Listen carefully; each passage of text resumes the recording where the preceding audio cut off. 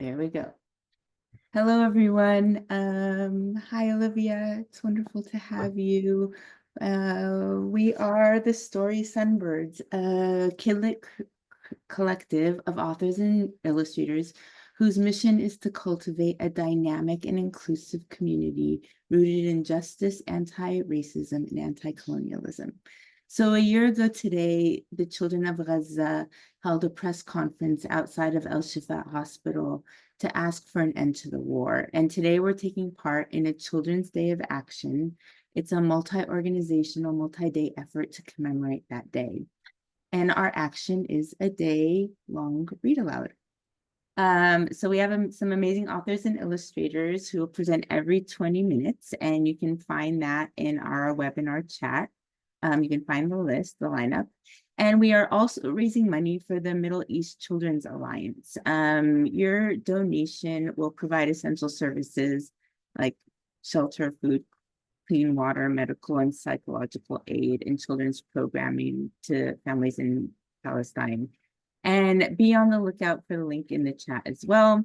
And when you email us a receipt of your donation, you will be entered into a signed giveaway from some of our presenting authors and illustrators. So again, that's all available in the chat. And if you have any questions for Olivia, please put them in the Q&A and we're gonna take them at the end. So right now we welcome Olivia Abtahi. Hi, everyone. It is so wonderful to talk to you all today. I will be sharing from my very first picture book. It's called The Interpreter, and it is illustrated by the wonderful Monica Arnaldo. I have never read this picture book out loud before. It comes out in January, so please go easy on me. I am going to share my screen. And Aida and Rhonda, I tried to do the video advanced option, but it doesn't let me open my file. So if it's all right with y'all, I am just gonna share the screen. Hopefully, since it's not a video, it shouldn't be too jittery. So let's see. Sounds good.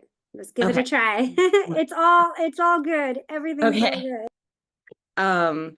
It's making me type in my password to share my screen. Okay, let's see.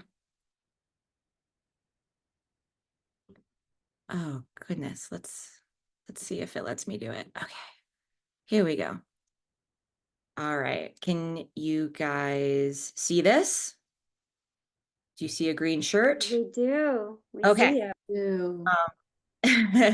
I would love to show you the cover, but I think that's just beyond my tech capabilities today.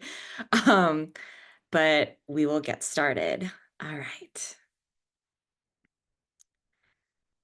And just so everyone is aware, this book is in English and Spanish. I will just read it as normal. And I think it's pretty easy to follow along, even if you aren't fluent. Here we go. The Interpreter. Some kids had one job, to be a kid. Cecilia worked 2. Nobody talked about Cecilia's second job. Cecilia, you're up. That's how special it was. It's nice to meet you, Cecilia. This baby is very sick. It's not going to be an easy recovery. I need you to explain the treatment to her parents. La bebé está enferma y va a necesitar medicamento. Cecilia went to all kinds of grown-up places her classmates had never been. No smiling. Sin sonrisa. Did you include all the receipts? ¿Incluyo todos los recibos? When was the last time you had an oil change? ¿Cuándo fue el último cambio de aceite? She used to have a coworker, but he got promoted. Sometimes Cecilia got her jobs mixed up. Cecilia, you're up.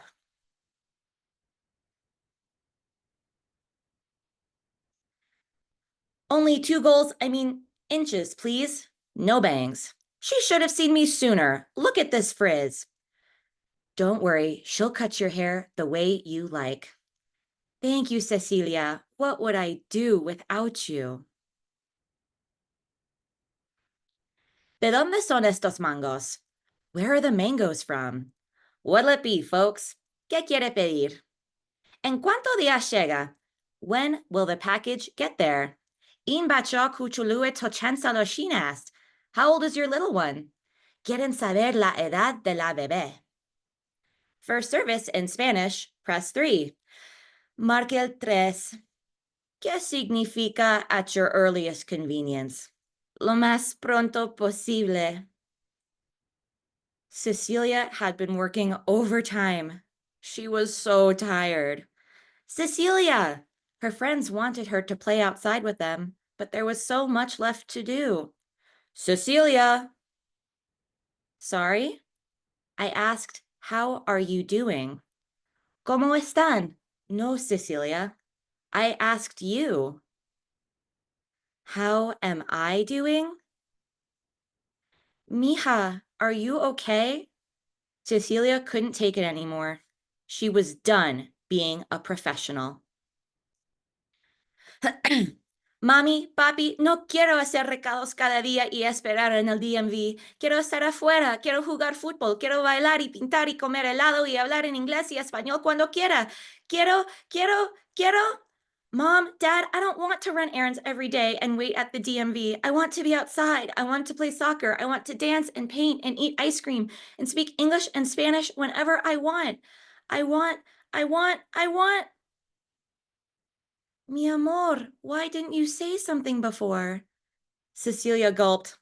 I think it's time for a team meeting. She pulled up her calendar and showed her parents how many shifts she had that week. They hadn't realized how much time Cecilia spent interpreting for them. It added up to a lot. You have been working so hard. It's our job to take care of you, not the other way around. I want to help, Cecilia said, just not all the time. What if we got more help? Her father asked. Cecilia thought about it. Okay, she said. That would be nice. The next day, Cecilia clocked in to find... Dia, what are you doing here? Sebastian, you're back from college. Only for the weekend, I'm going to the accountant with Mom and Dad. And I'll help them at the doctor's office tomorrow. Thank you, hermano. Gracias, tía. Cecilia had 2 jobs, to be a kid and an interpreter. Both jobs were so important, her family talked about them all the time. Every week, they looked at their calendar and discussed their plans. When Cecilia was too busy or needed more time, they got help and always made sure she had breaks. Whenever I can take it from here. Okay, you're the boss. Yeah, I am.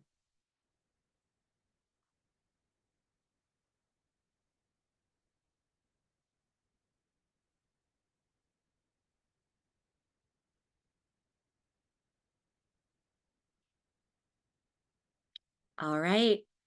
And that is The Interpreter, written by me and illustrated by the incredible Monica Arnaldo. That was amazing. Thank you, Olivia. We're so privileged to be able, we're the first to hear this, right? Yeah, thank you. I can't get through it without crying every Oh time. my gosh, like I'm sorry. that was so powerful and just really, really amazing. Thank you so much for reading that for us. So if our audience, if we have questions, let's leave them in the Q&A in the chat. And Olivia, can you tell us a little bit about how you came up with this book? Yeah, I'm a young adult author first and foremost, and I knew I wanted to write a book about the struggles I had growing up, interpreting for my family. My parents speak English. They were raised to speak English, but not like American style English. So there were still a lot of things that kind of got missed, and me and my sister would help a lot. And I really struggled. I knew I wanted to write about that, but I really struggled with how to actually like execute it. And there were a bunch of versions before that just didn't feel right. And finally, I was like, I wrote it as a film script. My background is in film. I went to NYU Film. The first writing classes I took were screenwriting classes at like my local community center. And I ended up just writing this one as a film script because so much was happening on the page, but I didn't want to step on the illustrator's toes either. So I just kind of like, and then there's a narrator, there's all this dialogue, there's so much happening. So I ended up just writing it that way. And with my agent, I was like, I don't know how else to do it. So we sent it on submission that way. And I'm really grateful that Kokila understood what I was going for because I pitched it as Severance meets Boss Baby. And they just like totally got it. So that's a bit of the background and how I actually was able to put this idea to paper. That was, yeah, I love how she had, it was about her job, right? Like, it was like she was dressing up in the morning to go for, I love that image. Erica asks I loved how how animated you were as you read. I was going to ask if you had a film or acting background. Also, I love the lesson on autonomy and self-advocacy. Thank you, Erica. That means so much to me because this is a book about agency.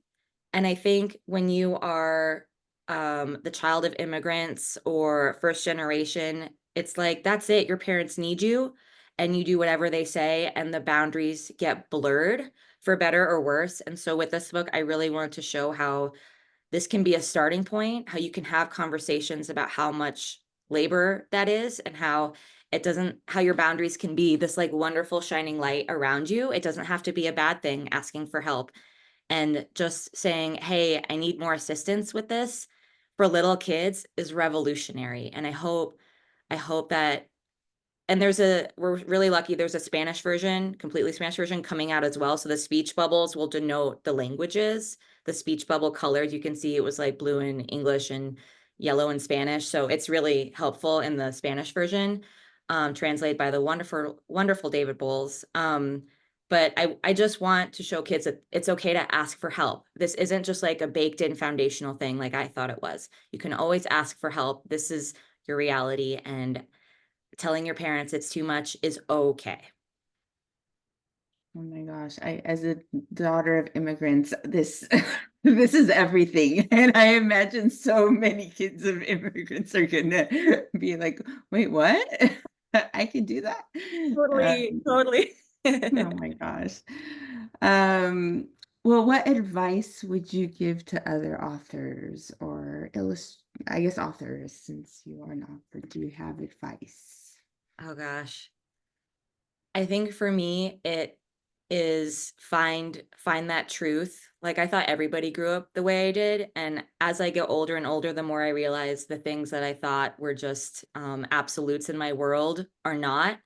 And I like to write about those absolutes. And I think everybody's got those things where being an author is just showing the world your worldview. And so I think everybody has those like those moments, those truths, um, the axis on which they spin. And I I want other people to share about those because I think those really resonate.